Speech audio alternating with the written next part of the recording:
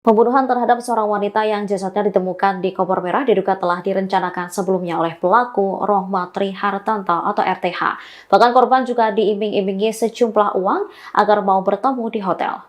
Dugaan ini disampaikan oleh Direskrim Polda Jatim Kombes Pol M. Farman yang mengatakan tersangka diyakini telah merencanakan aksi kejinya jauh-jauh hari.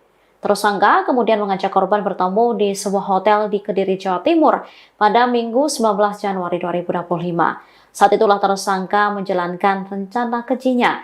Namun sebelum menuju ke hotel, RTH telah membawa uang sebesar 1 juta sebagaimana yang dijanjikan kepada korban.